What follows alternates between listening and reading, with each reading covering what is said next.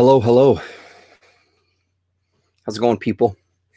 It's me, Comic Crack.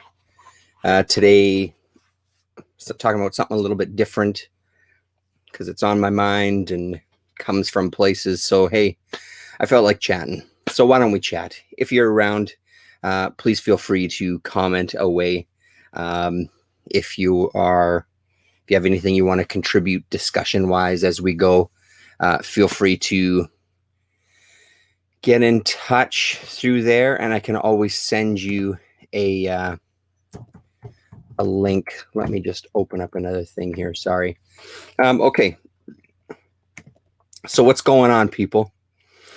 So a few things have happened over the course of this lockdown. One of the things that's been great for me personally is kind of getting to reconnect with art and music, and then specifically some more music on the extreme end of things, both playing and listening. I've been doing some music. I think I talked about it before. Been doing some stuff for some soundtrack work with synths, which has been a lot of fun. That's been an absolute blast. And then kind of paired with some of the masks and stuff I've been making, kind of got back into just setting up the table in the other room there, just with some gear and just kind of doing stuff way out of the ordinary. And if you've been following the channel, you've seen some of it. You haven't seen all of it. There's more. Eventually, over time, I'll start posting more videos. But I mean, I hesitate with some of them, not because I'm embarrassed by it by any stretch. It's just that I'm thinking almost of starting a separate channel for the costume mask type of noise and stuff I've been doing. I've got a couple of ideas floating around in my head. I've still got to shoot I had an idea to shoot kind of an intro kind of theme song. There's some weird ramblings in my head about some sort of twisted, strange kids show with all sorts of mix of weird music. And it's at this point now where the masks almost kind of have a life of their own with the style of music that's associated with them. So there's some ideas there. So, I mean, look for probably, like I said, probably another channel onto itself, where I can just focus on presenting the stuff that way. So that's been a lot of fun. And then something that popped up on my radar just the other day, maybe it was yesterday. Sorry, some fuzz on the microphone there. Maybe it was just yesterday. Chaos and Comics, Chris, there was an older video about a year ago that popped up on my main page. I don't know, every once in a while that main page just throws stuff at you. I guess the first thing is I didn't realize he'd been around for so long. And when I started watching a couple of these older videos, he was talking a lot about music, and some music that we have in common, just some stuff that I really, really like as well. So it was kind of cool to dig into that. And we were chatting back and forth a little bit within the comments. And I guess he had another YouTube handle, Not Part of Your Scene, I think is what it was called. Sorry, Chris, if I've said that wrong, but I think that's what it was. One of the things that had happened with this channel for a while, when I was kind of going back and forth on things to talk about, there was a point where I was talking a little bit about music. And I just feel like I haven't talked about it for a long time. So I have recently been going through some tapes and things. I have a Discogs page where I sell stuff. I put a whole bunch of stuff up for sale within the last week, a whole bunch more stuff up for sale within the last week. Try to keep that store. The more you put in, the more eyes you're going to get on your kind of store, and people hopefully will buy a bunch of shit from you. So while I was going through stuff, kind of discovered a few things that I haven't heard in a long time, and pulled out a few things that kind of on a to listen to pile, stuff that I haven't listened to forever that I want to put into the rotation. And it seems that we focused on some unusual stuff, and I thought it might be fun to talk about some of it. So I guess the main meat of it will be that, like, where does this stuff come from? What the hell is that racket? Why the hell would anybody listen to this sort of stuff? I mean, I guess you can look at it just the same way that I do with comics, that idea of kind of digging and exploring and getting into the far reaches and the nooks and crannies of art, whether it's in comics, whether it's in music, is what a big draw is for me, for sure. There's this kind of discovery that happens there. But at the end of the day, a lot of the stuff that appeals to me is sounds in general. I just like sounds. There's always been something that's attracted me to it. I wasn't part of the, Gore Vidal, how's it going? I think your music is an extension of your reading. A new channel may not be necessary, but I understand if you think a new channel would be great. Yeah, no, for sure. And like I said, I think the idea for a new channel for that stuff specifically is I have a lot of ideas around those masks and the stories that are in there with those musical pieces. I think it might just be cool to have a channel that has this kind of, maybe not weekly, but I've amassed quite a few videos at this point. It might be kind of cool to almost do like a weekly show. But again, there's still a lot of work there to do. It's still some loose ideas in my head that haven't all quite lined up yet. So when I first heard kind of, I've always been a fan of punk rock and heavy metal. And then that led into more extreme music like thrash in the 80s and stuff, which then eventually led to things like death metal and grindcore.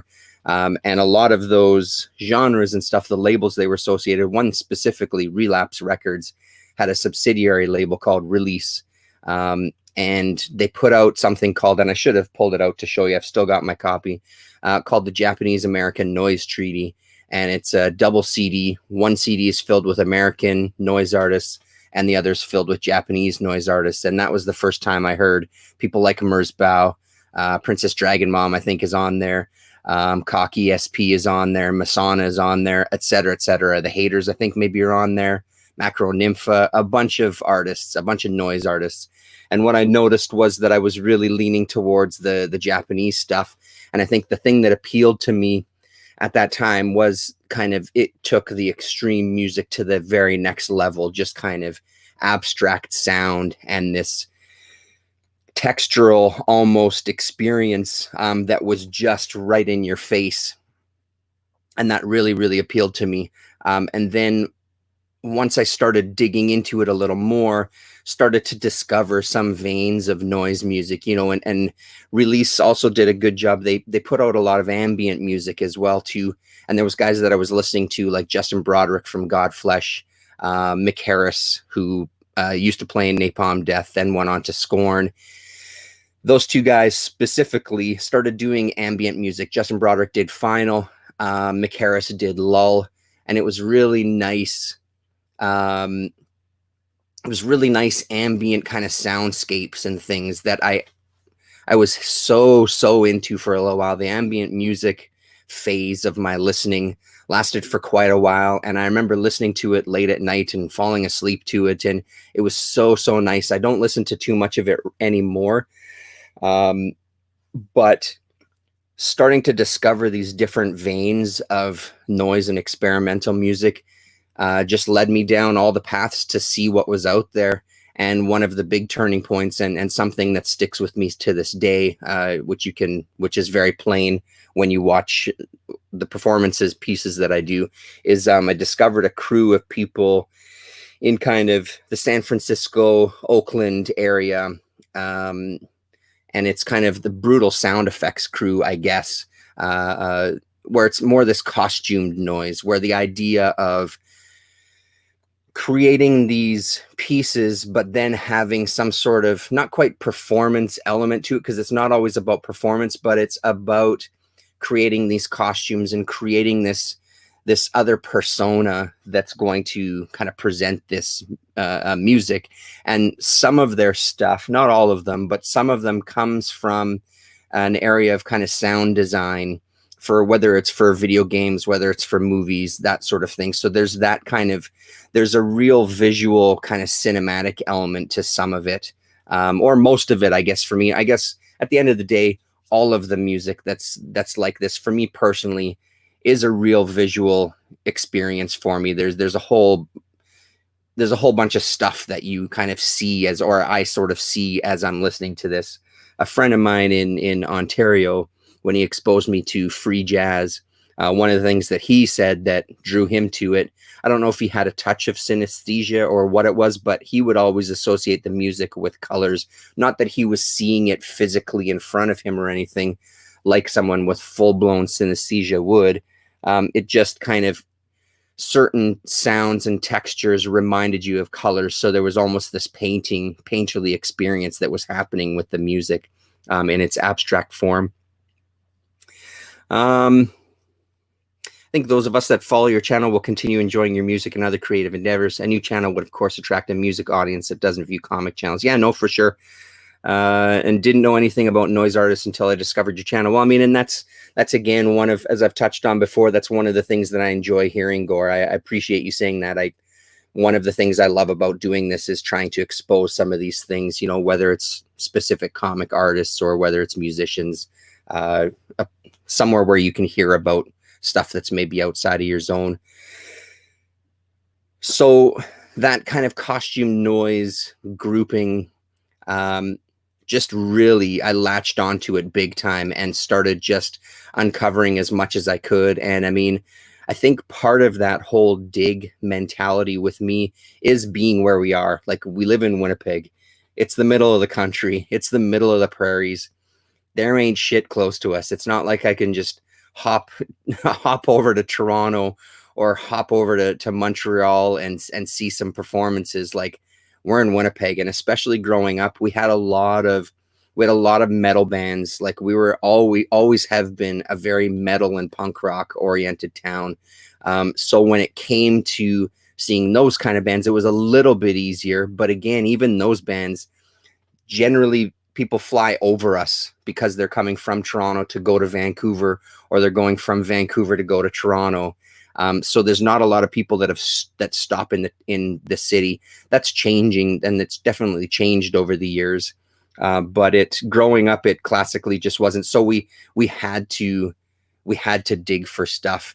And once the internet kind of exploded and I latched onto that and discovered places like Aquarius Records in San Francisco, and just discovered places to find some of this stuff, I just soaked it all in. And then, of course, I discovered the peer-to-peer sharing stuff like SoulSeek and started doing that. I've always done a little bit of tape trading. That's kind of from the grindcore side of me, that sort of experimental, that arm of metal anyway. I wasn't in the heyday of kind of noise tape trading. That was before my time. It would have been fantastic, though, because when you see some of the images of the way people would package their tapes, like housed in a slab, in a piece of concrete or something that you'd have to smash apart to get the cassette out of it, wrapped in barbed wire, that sort of thing. There was all these things that were happening with some of these noise musicians that they were, again, it's creating an experience when you're even just getting the tape and going to play it, you know, becomes almost a dangerous experience to some degree, depending on what side of the noise scene you're on. So, and to this day, I mean, I still listen to Merzbow. I still listen to some of the more harsher stuff. I've never really listened to a ton of the, what's called kind of wall noise type of stuff, where it's just a bombarding, almost like static coming at you. I've never been a huge fan of that. I can appreciate it, and seeing some of it live is quite an experience. I've been on a couple of tours, and one specifically with a friend of mine. We went out east and we played some shows and basement shows, and some of the artists that we got to play with and see live. Really incredible experience to see some of this stuff in person, and again, feeling those frequencies in an actual space is impressive. It really does something to you. Yeah, Neubauten is definitely one of those groups that were very influential, especially when it comes to more the industrial side, but that type of idea for sure. Yeah. So I think it's just always been a part of my life, and that's something that I've just always appreciated, and can come back to. I want lately though, listening to noise and things, I do want something that's a little more of that headspace where it's going to be some sort of visual element to it internally. So I thought, that's enough kind of preamble. We're just gonna, like I said, I just pulled out some random stuff. There's some noise stuff specifically, and there's some other unusual things on the kind of cinematic side. There's a guy that I just discovered a few years ago, and I think he only has these 2 albums. One of the things I would say is that Bandcamp, as I've grown up and kind of stepped away from really actively hunting down music, I don't do it nearly as much as I used to. One of the saving graces that is discovering Bandcamp and how that platform itself really is fun to explore once you kind of hit some links. You follow a specific artist who then jumps around to a bunch of labels and go and explore that particular label's roster, and discovering somebody else can be a lot of fun.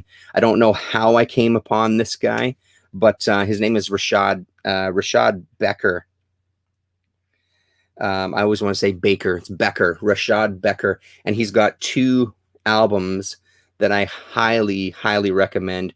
It's called Traditional Music of Notional Species, Volume 1 and Volume 2. And it is, I don't even know how to describe it. It's very, it's alive to some degree, right? Like, it's really, there's Volume 2 somewhere there. Yeah, I think that's the right side up. Anyway.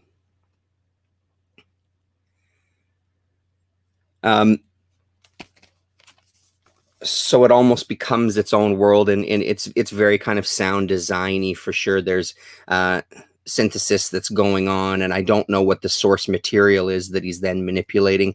So what he does is I believe he's an engineer, and he does a lot of work with techno artists, but this is far from techno music, but that's kind of his bread and butter. And he's only, like I said, I think these are the only 2 full albums he's recorded. I found a live piece on Soulseek a little while ago where he had worked with a couple of other artists, but those 2 albums are incredible. And I should probably say the label, but yeah, they're both Pan Records. So I believe Pan Records has a Bandcamp site, so PAN. Really, really recommend giving that a listen. The other good thing about Bandcamp is you can listen to a lot of the stuff without paying for the album too, so you can sample things. Highly recommended. With their just kind of abstract textures, they almost feel like you're eavesdropping on some sort of landscape, and the just kind of settling in with all of the sounds of the nature that are in that particular landscape. Really nice stuff. It's one of those things though, like listening to it on vinyl is great, but I prefer to listen to it digitally, because it's one of those albums with some of this stuff. The format really affects the listening experience and sometimes heightens it. Cassettes are a thing that a lot of noise musicians, to this day, they still release cassettes. And there's something about listening to some noise on that format specifically, when you get a little bit of that tape warble, especially after you've listened to it a bunch, or maybe the actual tape deck, or this is my tape deck of choice for listening to noise. It's just a mono speaker. It's an old machine. When you touch the volume, it crackles and everything. So that really adds to some of the tapes. But with the Rashad Becker stuff, I think that it takes away that experience when you have those pops and crackles that just naturally occur with a record. For me, it takes away from it a little bit. Not that it has to be purely digital, but I think it's better in an environment where it's a clean kind of background, where you're not getting the medium affecting the music on it. Who knows? Maybe that idea will change once the records get older, now that I've played them I don't know how many times I played them, at least a dozen times. They're two of my favorite records in my entire collection for sure. So maybe that'll grow on me once it gets even more crackly and more pops. That'll add to the environmental soundscape of the whole thing. And something that kind of leads in, I think I might have talked about this a little bit before. On Dead Air, on the radio show, I did a show where I focused on this artist. Cotton Museum is the name of the art, like the way he presents himself. His real name is Chris Pottinger, and he does a lot of visual art. I've talked about him before, I'm sure that I have. And there's a real visual element to all of these.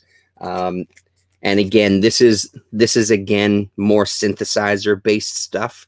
Kind of on that end of the noise spectrum. I'm not familiar with all of the gear that he uses on every album, but I would put it closer to the Rashad Becker that I was talking about before. And again, it has that feel of, especially with the art accompanying it, that you are listening to the environment that these creatures grew up in. He was on a record, I think, with Thurston Moore. I don't know if it was a split or if they worked together. So Thurston Moore from Sonic Youth. But this stuff is from his own record label. And again, I think I got this all on Bandcamp as well. So Cotton Museum. And all of these are incredible as well. Every single album, everything that I've heard of him, everything I've heard from him, I've really, really enjoyed. One of the things with seeing some of these noise performers is there's everybody's got their little table that they have their gear set up on. The first time I saw some Cotton Museum Pottinger stuff, he had his table rigged. Everything was anchored to it, and all of a sudden, mid-performance, it's like the legs of the table give way, and he lurches forward into the audience almost as his table looks like it's... So he just kind of starts rocking the table back and forth, and all this gear looks like it's going to fall off, and he's going to fall into the audience. It's this real physical experience that comes with seeing some of this live. You really feel like you're part of the performance. One of the most incredible tours, I would say. Like, I've been on a couple of tours, and I think the one where we went out west was my favorite, because we heard a bunch of people and we got to experience different environments. One of the best shows that we played in a basement. People were camping out back, and there was food out in the backyard. And when the next set was up, somebody would come out and holler, and everybody would cram into this small room in the basement.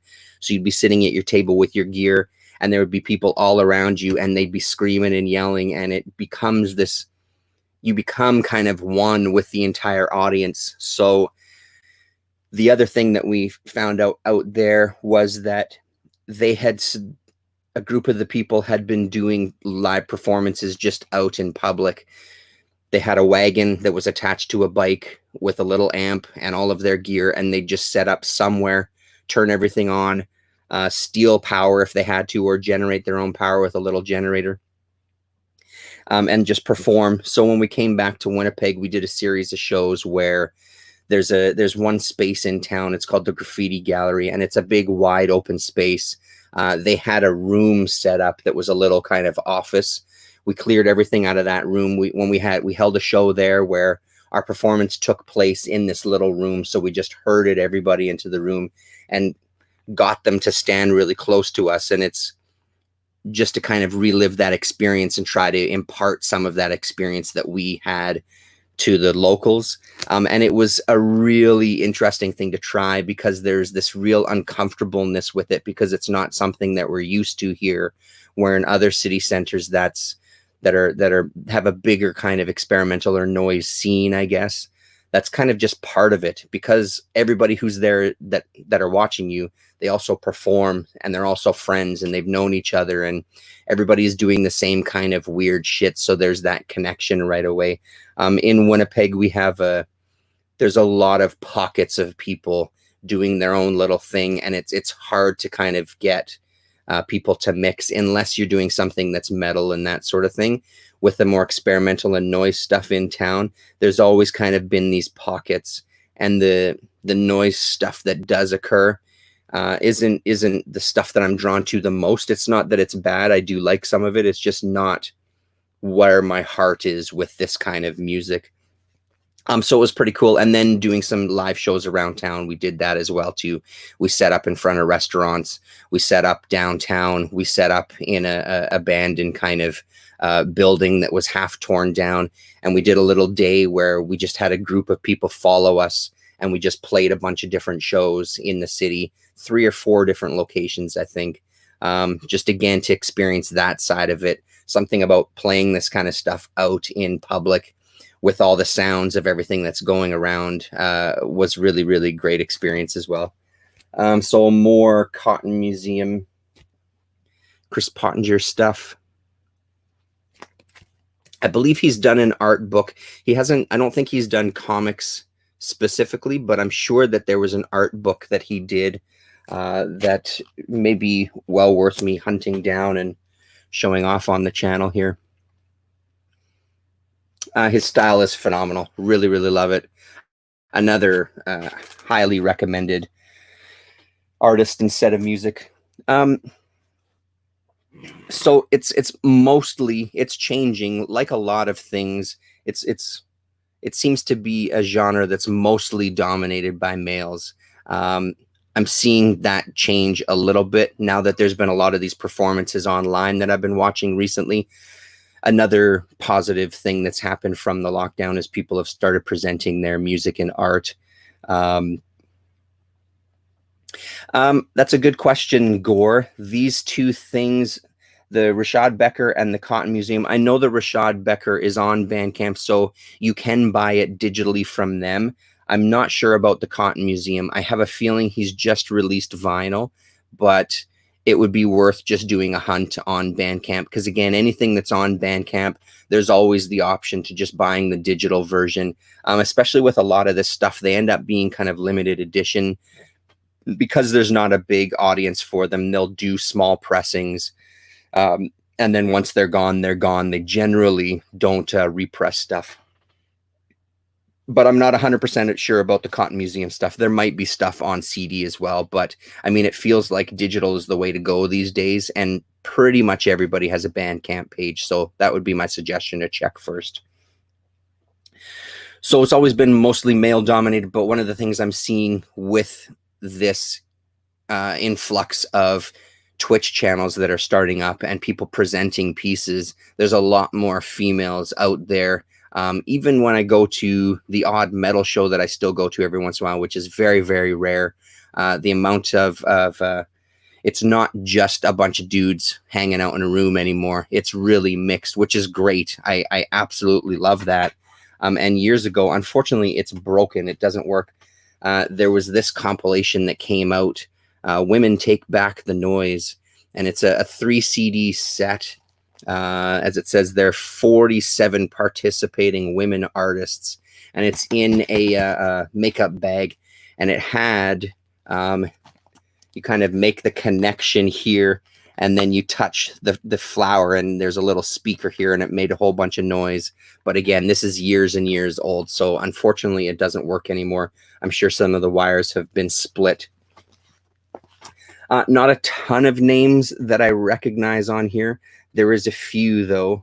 Big City Orchestra, Women's Auxiliary. Who else? Yeah, Jessica Ryland is on here. Female is on here. Should have my glasses down here, but I don't. Those are the ones that jump out at me just from trying to read the front of this. But this is on top of the pile. I really want to hear this again because it's been years. Like, I don't know how many years, but it's been a fucking hell of a long time since I've listened to this one. So, and the good thing about some of this, you get a whole stack of kind of postcard size information, basically. So here we go. Ava Mendoza, for example, you get a little bio. And then on the back, Big City Orchestra Women's Auxiliary, with some photos and kind of talking about who they are and where they're from. So that's really, really great. And even recently, one of the women that I'm seeing a lot on these is she calls herself Evic Shen, Shen, and she just has an album out recently, and I unfortunately didn't have enough money to pick it up. She's got a couple of versions of it. I think you can buy it just digitally. There's also a limited edition version where the record jacket acts as a speaker. So she gives you all the components to, you can play your record and then hook it up to the record jacket, and it'll be a little makeshift speaker unit for listening to her album. She just did a music video recently as well too, which is pretty great. Kind of Predator vision of her taking a bath. Pretty amazing stuff. And I think that's another thing that really appeals to me. There's room for people to do whatever the hell they want within this genre, where it's all kind of, there's going to be people that have their specific veins that they like. Yeah, makeup bag to end all makeup bags. Absolutely. There's going to be specific veins that people love more than others, but for the most part, you can do whatever you want. And people making their own instruments, people circuit bending, people just using traditional instruments in a non-traditional way. A guy named Brian Rurik jumps into my head. Canadian, he's from Toronto. And it's just so happens I pulled a few of his CDs. I've got a bunch of his stuff, a record or two, and then some tapes. And I've got these CDs, and they're all packaged very similarly, all just kind of cardboard, a bunch of shit taped to it. You really just have to rip the damn thing open to get the CD. Sometimes there's garbage inside the sleeve as well too. And his main instrument is the acoustic guitar, but it's acoustic guitar and trash, basically. He's had some live performances come up in some of these live streams that have been just outstanding. There's one video of him set up in a chair by a railway track, and he's got just a bin of junk and plates and pots and pans, and he's smashing away at the guitar, falling off of his chair. Train goes rolling by in the background, throwing things around.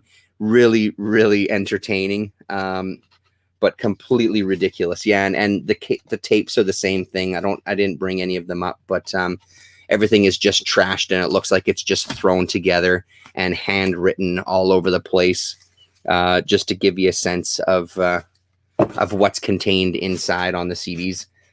A lot of fun, some humor mixed in there too, for sure. We'll have a quick look at these just to show you some other formats. One of my favorite groups from that kind of San Francisco Bay Area-ish, although by way of Germany, supposedly, is Hans Grussel's Kranken Cabinet. And they're, out of all of the noise that I listen to, I think they're right up there. And their performances are always amazing. They have really, really great costumes, really, really great set design when it comes to what their performances are. And then the music itself is exceptional. So I splurged. It didn't cost me a lot, but this is their first release. So there's a photo. There's a photo of them there.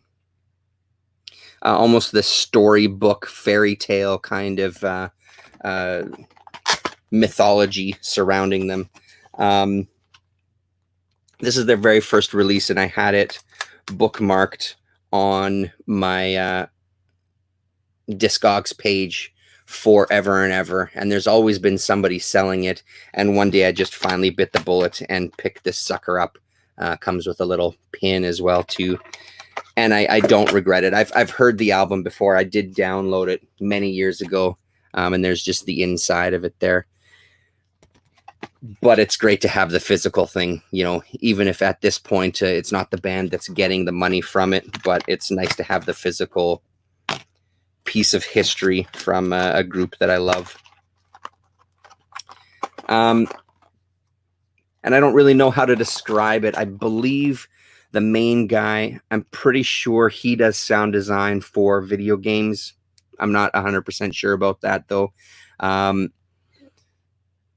Yeah, it's hard to describe when it comes to some of this stuff. It's a really hard thing to sit and tell you what it sounds like. But another one that's recommended, Hans Grussel's Crankin' Cabinet. And again, all of this stuff you can see on YouTube. There's a lot of videos. Also from that same group, the Brutal Sound Effects crew, this was something that I picked up when we were on that tour out west, a double cassette from a label called Interruption, and it focuses on a ton of those bands. So what do we got? Sharky Face, the Brand Pause, Porist, Midnight, Spider Compass, Good Crime Band, Tarantism, Echo Morty, Hans Grussel, Pod Blots, Anti-Ear, Loach Fillet, Commode Minstrels, and Bullface, etc., etc., etc. So, and it's chock full of amazing, amazing artists.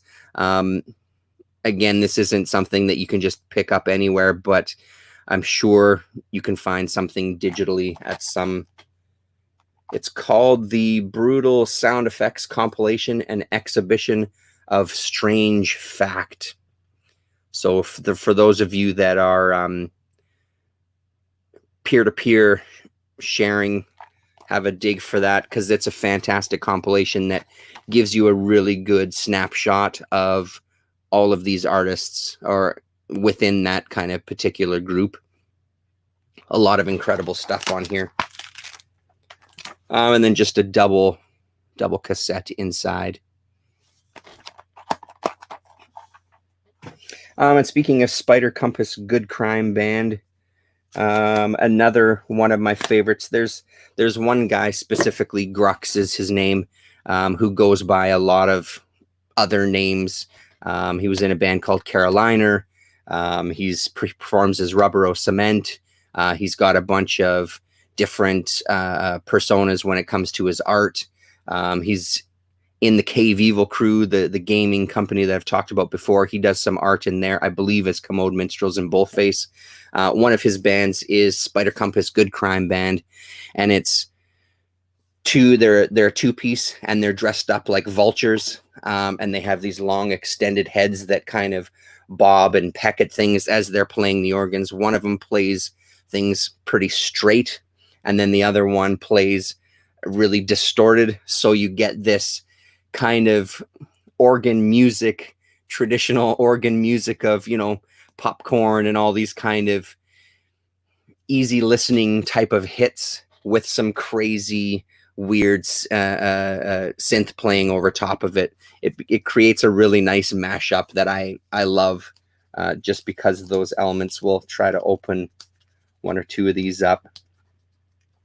And again, there's a real hand assembled aesthetic to a lot of this stuff. He also did things. Yeah, this is super tough. There we go. We got it. He's also done things, Stomach Ache Records, Dolor del Estamago, where he's done similar things. He's just done CDRs, and I'll show you those in one sec because I've got a collection of them there. But that's a sample of the art. I don't know if this was... I don't know what name he went under for the art in this specific project. And then each one comes with a little insert as well, too. And the good thing about the, sorry, excuse me, the Dolor del Estamago stuff is the amount of, it's almost like pirated stuff to some degree that he's just burnt onto CD, onto CDR, and then wraps in paper. And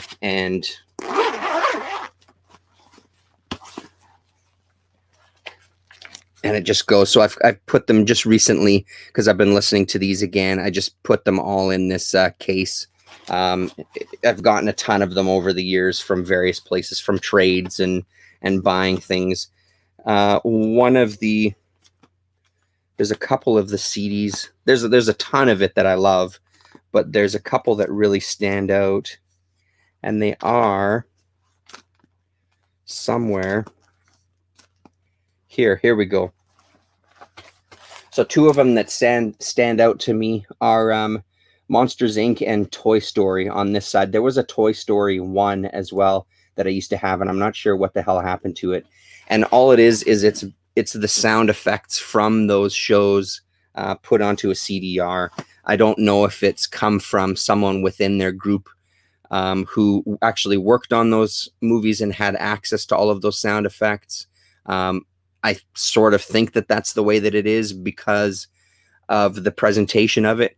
They're phenomenal to listen to when you just hear these abstract elements without any of the visuals just playing, coming through your system. Incredible stuff, and really highlights the amount of work that goes into sound design. And then wrapping it up, we'll just go through a couple of the another classic format for some of these people for a little while was the 3-inch CD. And there's a few here. These were the first things that I pulled out because I haven't listened to these, and they're difficult to kind of store on a shelf, so they were in a box somewhere. And there's some gems in here when I pulled them out.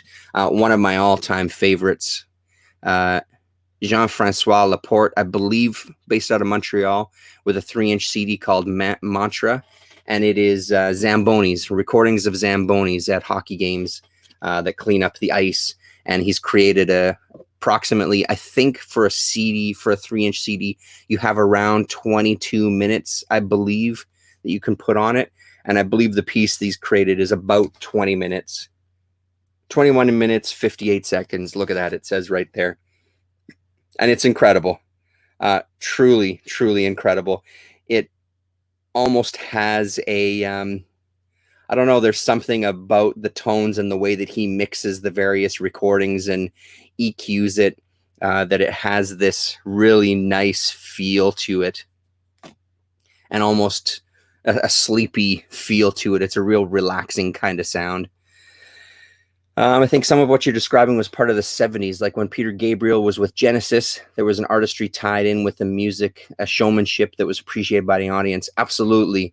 I think that's exactly it. And the other thing that happens sometimes with this noise is, especially with the introduction of people doing stuff on laptop, you're literally sitting in a room seeing someone tapping into a laptop. So I think there was also a reaction to that where there wasn't much in the way of a visual show that you were going to see. Yes, you were going to the space to hear the sounds that were being presented. That was the main reason you were there, to hear the sounds in a physical space at a higher volume and get that experience.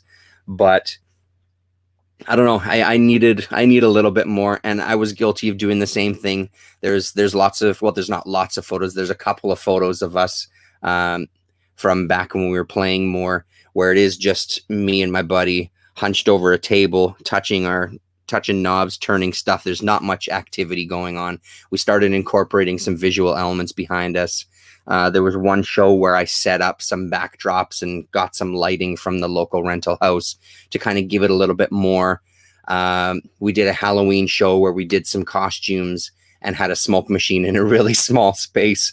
And it actually, it filled the place up with smoke so dense that people had to open the doors and get the hell out of the room because it was just impossible to even see what the hell was going on in there.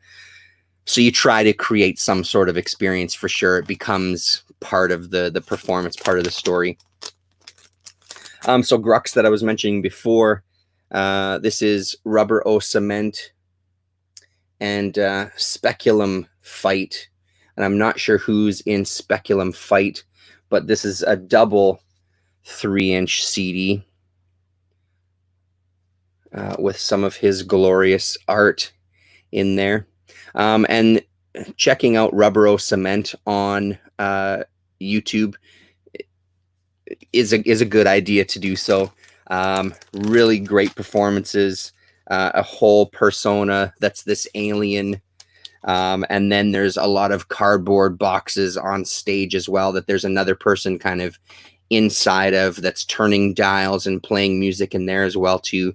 And Grux kind of is very interactive with the audience. At one point he had an instrument, like sort of a stringed instrument that looked like it was a long piece of 2x4 that he would kind of swing around his head, and he'd run out through the audience and run around the area and everything. And it was always, it seemed like it was going to go absolutely wrong at any moment. Eventually, more recently, has developed it's almost like a chest plate that has 2 guitars strung to it. So he plays it like this, and they kind of swivel a little bit, and it looks like he has some effects built into the chest itself, as well as on the ground. Everything is wireless to give him the opportunity to interact with the audience a little bit. Very, very entertaining performances, well worth checking out.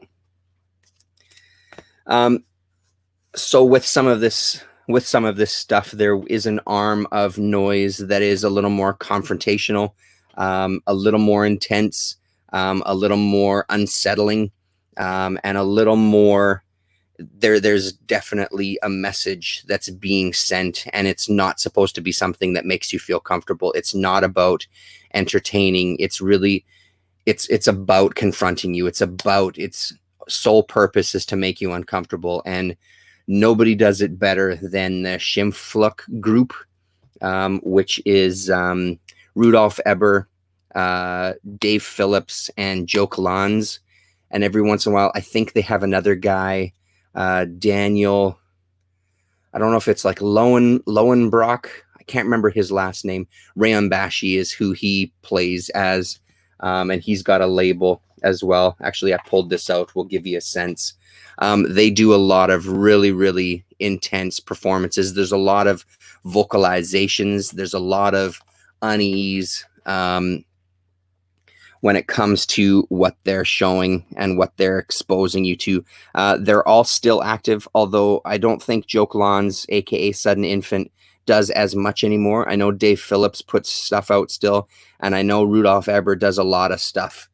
And this is a hell of a set. So you get 2 cassettes and you get a CD. So they each do kind of a solo performance. I believe Sudden Infant. And then on this cassette is Dave Phillips, and on the other side, yeah. And then I think they do something all together on the CD is what it is. Limited edition to 100 copies from Nile Records, which is this guy, Andy Ortman, another pretty phenomenal musician. I'll show you what we got here with some of the photos.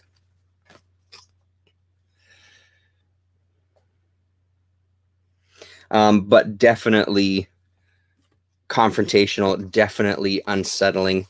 One of their kind of classic albums is Asshole Snail Dilemma, and the recording of that, it sounds like something absolutely wrong is going on, and it's especially when you get the visual elements that they want to present to you, and then you're listening to the audio, you're convinced that something horrible is happening.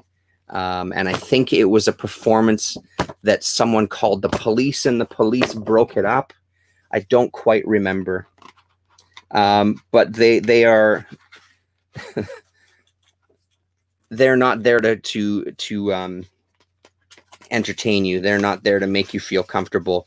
Dave Phillips does a lot of his performances the past few years. He's a vegan, which is interesting because Rudolf Eber, all he eats is meat, and they're still really good friends. So they have that going, these different things that they're focused on. But Dave Phillips stuff really is a lot about how animals are treated, and just the mistreatment of animals, and a lot of the visual element that he has in his performances is that. So you're in a room, and he's another guy who will walk in the audience as well too, and kind of be in your personal space as you're getting bombarded with this kind of horrific imagery and these sounds that where you almost just want to leave the building, like you just want to run away from them. So it sets up that environment for you. Not something that I'm listening to all the time, but sometimes you're in the mood and you want to hear and experience something like that. They're amazing performances. So The 3-inch CD here is Rudolf Eber. He does kendo, martial arts kendo, and he did a bunch of recordings of those vocalizations, and edited a piece together, and it's phenomenal. The way that they use this kind of cut up style. So there's these moments of silence and then all of a sudden a tiny little noise will be in the background, and then this big abrupt kind of yell or hitting, or like sticks breaking, or something, chairs being pushed around. All of these kind of sound elements intercut with a lot of silence. Really jarring, really incredible. And again, that's another one to me that really has to be played kind of digitally or on CD, where you're getting those moments of silence that are silent. So you're getting that kind of digital silence, as opposed to the crackle of the record to kind of keep you at ease that there's still something going. Because sometimes with this stuff, you don't know whether it's over. You don't know what's coming next. You're just unsettled even just listening to it. Very, very impressive stuff.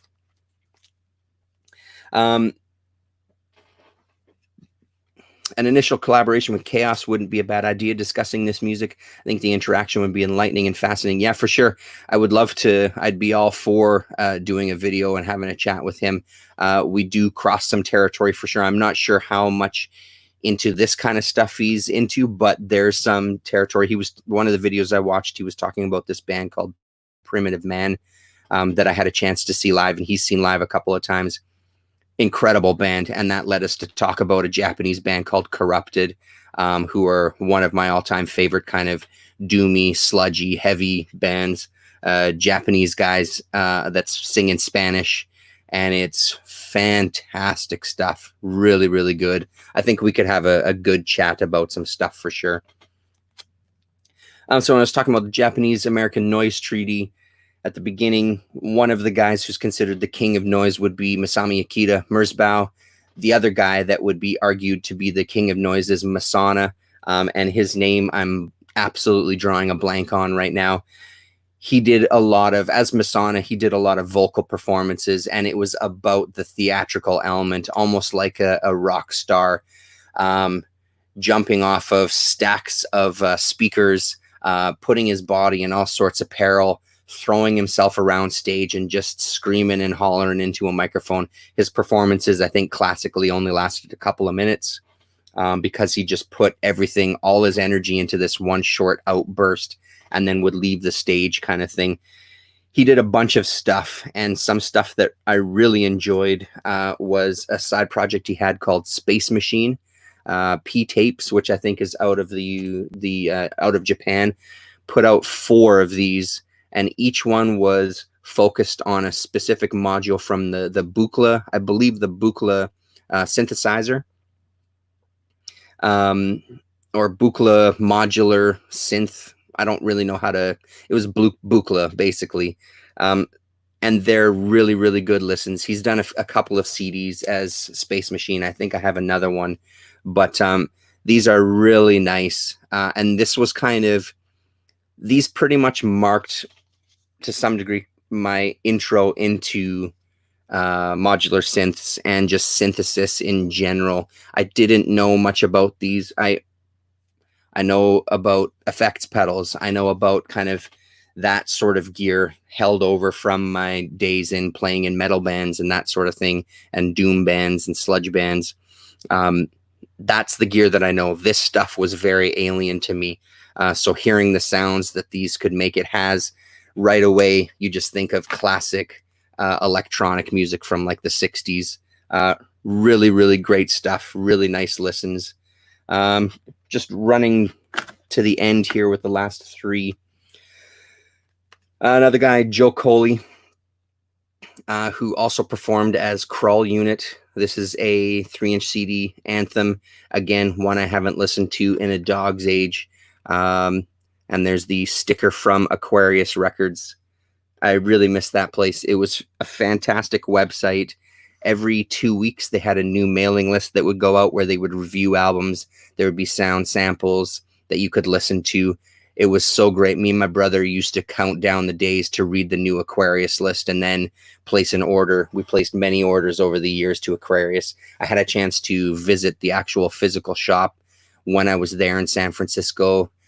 Well, there's the 2008 was when we were there. And I had a chance to go in. It closed down not too long after that. They were on, not Haight-Ashbury, but they were on Haight Street. So being in that area was a fantastic trip just to walk down there. I got tattooed there as well too. Amazing shop, sorely missed. They exposed us to a lot of music because they had so many people working in that store. Everybody had something different that they were into. One guy was really into black metal. One person was really into pop music. One was really into kind of hip hop and electronic music. They all had crossovers, but there was almost each person had something that they sort of specialized in, and they covered all sorts of genres. They didn't just have one kind of genre. They dealt with mainstream as well as stuff that was, there was only 20 CDs made, that sort of thing, right? And then finishing it off with 2 compilations. The other good thing about this genre, I guess, is the kind of the ability to connect with other people. So once I discovered these noise communities through SoulSeek and on the internet and message boards and stuff, you make friends and you end up recording with people. So these last 2 are compilations that I have pieces on that I've contributed to.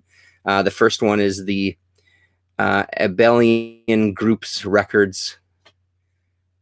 We Are Untouchable. I believe it's about a 40-person mini compilation, and I've got a piece that I did a long time ago. If I'm remembering it correctly, I haven't listened to it since I found these 3-inch CDs.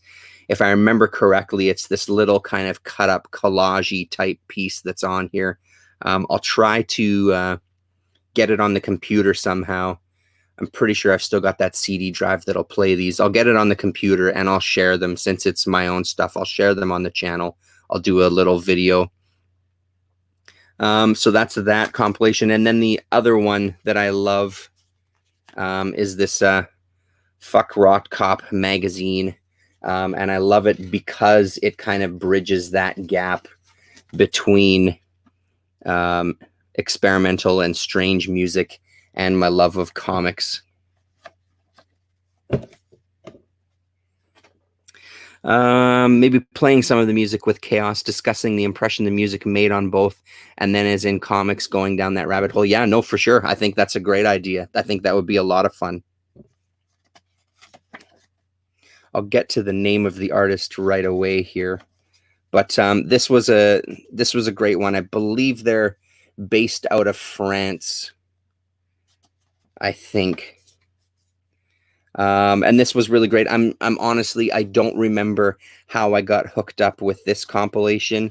This other one here, when I was looking through the artists that are associated with it, there's guys Rabbit Girls and XDUGEF, I think. And I was friends with those guys online and did some recordings with both of them where we kind of sent files back and forth and created some digital albums and things. But this particular compilation, I don't know if there was a general call out on a message board for submissions. And I don't remember I have no recollection at all of what the track was on here, what I contributed. So I'm looking forward to discovering that. And then the old spray painted CD. Let's see what this is here. Oh yeah, no, just some ads. So maybe there won't be an artist name. That's unfortunate. Should give credit here. Yeah, no, I don't see anything that says the artist name, unfortunately. Anyway, I don't know if that website still exists, but maybe type that in your search bar and see what pops up. Maybe there's some remnants of it there. So I think that's as good a place as any to leave off. Thanks very much, Gore. I appreciate you hanging out. We've had a couple of people pop in and out and hang out for a bit. If you're watching in the future, thank you very much for tuning in. I hope you found some interest in here. Yeah, I mean, this won't be a regular occurrence, but I do feel like some of this is worth discussing, and trying to play what I can. The problem with some of this stuff is I'd love to play you samples as we're talking about it, but then we're just dealing with all those copyright issues and things, which is always a pain in the ass and a hassle. Anyway, what is it now? It's Thursday, 12:30 a.m. here or so. I think we're doing a chat on Friday, Gore. There hasn't been any confirmation of that, but I believe we're going to be doing our usual Friday hangout. I do have some comics that I didn't get a chance to talk about last time because we ended up talking about a bunch of other things and my time was a little limited. But I'm wide open this week, as far as I know, until my wife has told me that there's something I've forgotten. So hopefully we can get into it, because I do want to talk about Mr. X, the Vortex stuff. I read the Enigma issues, all sorts of things. So much of this music is avant-garde for many, and sometimes it takes someone with credibility and a semblance of normalcy for new listeners to stop by and listen. It's always good seeing you, T. It was informative. Thanks very much, Gore. I appreciate it. And on that, we'll say goodnight. Good night. And click it.